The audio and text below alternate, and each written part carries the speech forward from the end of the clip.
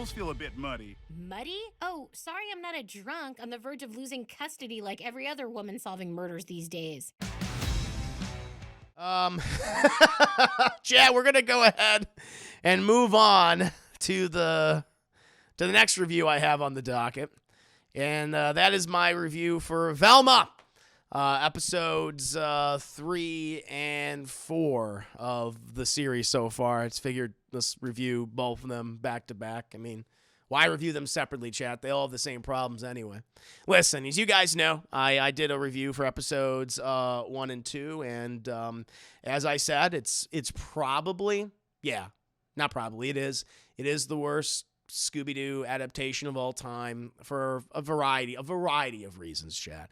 Mostly just because of the fact that it is so mean-spirited and it indulges in some of the worst aspects of animated comedies that we have today, where it's just incredibly self-referential.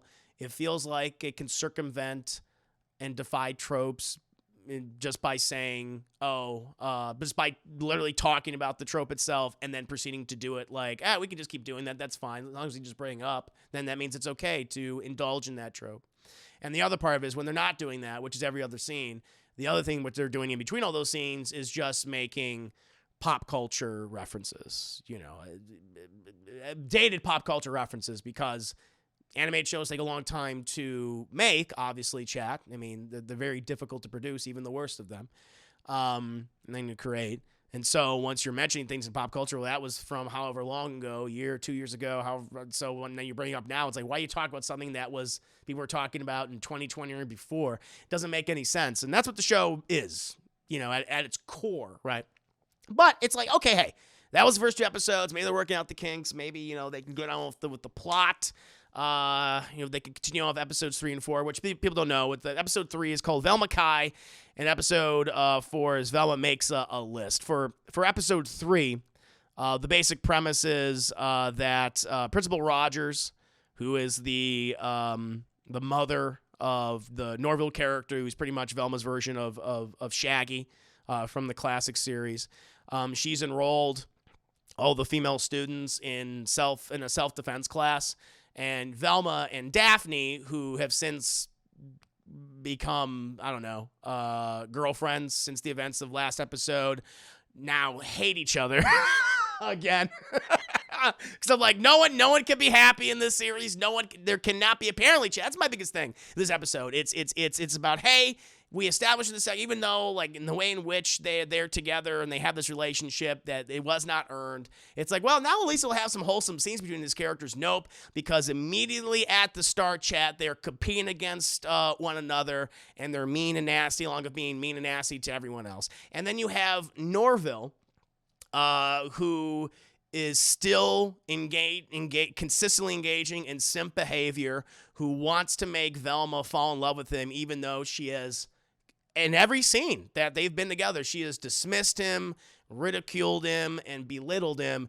He still wants her affection, and he goes to interview Fred, who's now in prison, and Fred, he's still white. That's the joke. He's a white man, and therefore he is dumb, and he wants to be more like Fred, chat. He wants to be more like poor, dumb, white Fred, because Velma is extraordinarily attracted to him, right? And he'll do it by any means necessary. I think at the very least for this episode, it at least was more focused on, I guess, the Velma and Daphne relationship. Even though I thought, okay, we're going to get some wholesome moments. Maybe they'll build on this, and that'll be kind of like the heart of the show. Not really. That's, by the end of it, that's like, all right, you know what? We're just going to be hands off.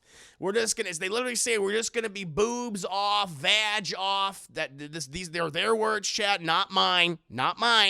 And we're going to be platonic friends. Okay, that's what we're going to do. Handshake. That's what it is. And the other part of it is everything with, Norville being the simp. And they have like this running gag, which is not exactly, it's not like, I have to admit, it's the one thing that's not been like mean-spirited or nasty about the show. They have this running gag with a cardigan where if you, for whatever reason, like the joke is a person that wears a cardigan they seem to be easily accessible and kind and nice and non-threatening. And so when like Norville's dad, Mr. Rogers, wears the cardigan, everyone feels like opening up to him. And so then when Norville wears the cardigan, everyone opens up to him, like Fred and all the various other prisoners. So, that's right. It's not very funny. But I'm grasping at straws here, chat. I was like, well, at least no one's being nasty to each other. So there was that. But otherwise, it's still the same things that we saw in the first 2 episodes. In between those plot points, which apparently, again, chat, this whole show is about the main premises. I guess there's 3 main premises, where you have the serial killer who is murdering all of students or murdering students at Crystal Cove High. Then you have Velma's mom, although I feel like that was figured out, because you learn in the end of the second episode, spoiler, that, it wasn't that Velma's mom was killed by Fred Rogers' parents or anything. Or it was the fact that she just despised her family. She despised Velma and she despised her husband and she wanted to like move away from them. Like that was the reason. They're still like, there's another reason as to why she left. I'm like, okay. And then the other reason is Daphne trying to find her birth parents. Like those are the 3 central stories. Those don't really move at all. It's just pretty much focused on the Daphne-Velma relationship here and Norville wanting to be dumb and white. That's the joke. Then we get to Velma episode 4, which is, I will say, it's a little more proactive with its plot. It's called Velma Makes a List. And this is where the police officers of Crystal Cove, they discover that only the hottest girls are under attack, right? And they need police protection. And Velma, she's trying to teach these girls feminist values. And so, it's yep. it's everything that you imagine would go with it. Although they do kind of flip it. They do kind of flip it, which I like. Where in regards to that plot line, like even the hot girls, which they're identified by Fred, who gets out of jail because the thing is, Fred is so dumb and he is so white, therefore he couldn't have done all the things people assumed he did. And he's able to identify all the hot girls in the school, which is about 4 or 5 different people, I suppose. Velma then teaches those girls feminist values, which I guess in this case of the show is like you dressing down and not bathing. But then these girls realize they don't need to change, for others to make themselves feel good. And so they point at Velma and say, well, you're trying to objectify us and make us more like you and to make you feel more comfortable. We were already comfortable being the way we were. And so you're a piece of shit too, Velma. I'm like, yeah. But then I was like, oh, okay. So it's like, hey, it's just embrace who you are. Present yourself in the way you want to present yourself, not how society or certain aspects of society dictate it. From what walk of life. I'm like, that's kind of a good message. That's kind of a good message right there. But then the episode literally ends with Velma's, I guess not really mother, but her father's girlfriend going into labor and helping her because everyone wants to Instagram it. Everyone wants to Instagram this woman who is currently birthing a baby on the sidewalk because it'll be good for their followers, right? And so Velma gets the hot girls to then twerk and gyrate on the ground to then distract all the people so they can film it and get more followers. In any case, other than that, we also have the story with Daphne, which this was, I thought, this was kind of clever, where they established, because, in the show, like Daphne she's always getting captured. She's always danger prone. And here, this version of Daphne, she says that she likes danger. It's almost like a high for her. And so we get like flashbacks to like all certain scenes in which, she seeks out danger, what up danger and all that. And, she's investigating like who her possible birth parents were. And she teams up with Norville, who also kind of has like a coming to God moment where he realizes, because he realizes like, Velma's not only attracted to Fred, she's also attracted to Daphne. And Norville, he realizes, like, I'm not prone to danger. I don't like that kind of thing. I mean, he literally says, there's no way you would get me to investigate a creepy abandoned amusement park or fun house. Why would I ever do that? Blink, blink. And he says, therefore, I don't want to keep trying to get Velma all the time. All right, so he actually makes a proactive decision for himself, where he's like, I got to stop being a simp. I'm like, oh, that was nice. And that's pretty much what all comes of that chat. And then Fred, he realizes, I'm very white and I'm very dumb. However, he reads a book. And as we all know, chat, once you read one book, your entire worldview changes.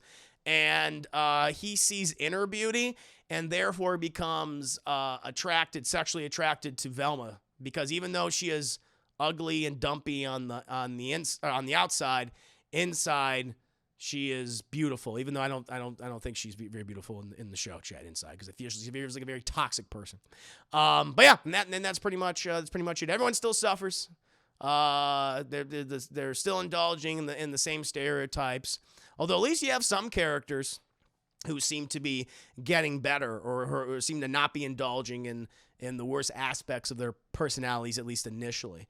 And they set up a new character who everyone assumed was actually going to be like a human version of Scooby. It's not. And now again, they could change his character's name. I think that was one of the things that was going around online, social media, and saying like there's gonna be like a human character named Scooby that Norville falls in love with and gets in a relationship with. No, their name is Gigi, but I don't know. They could change everything, because this whole person's like, I want to be a totally new person.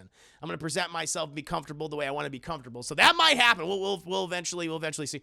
But yeah, the fourth episode is better than the first three, I guess, but it's still not very good, Jed. The series is still a mess to me, because in between even these moments I'm like, well, that was actually a good point that was made. It still has that self-referential humor. It still indulges in the tropes, even though it thinks it's getting away with them by stating this trope, but then immediately proceeding to then do it. And then it's still making these pop culture references. I'm like, what the fuck are you talking about? Why are you mentioning things like that came up 2-3 years ago? And so it's still doing all that. And, that's why I don't know if I'm going to continue to review this, because it just feels like the same thing over and over and over again, so I don't know if there's any point to it now. I wanted to see just like, hey, has this gotten any better? I don't know. We know this is getting a second season. Season 2 is already in some form of production, I suppose. I don't know if that means they're going to be able to change anything. I doubt it. They're probably just going to keep indulging the things that they've done, But I don't know. This is just how I feel about Velma so far. These next, these episodes 3 and 4, I mean, maybe 4 is slightly better, but overall, it's still pretty bad, chat. It's still making all the same mistakes that all the episodes did previously. But that's just my opinion. How do you guys feel about the Velma series so far, chat? I know people that like it. Do you hate it? I want to know.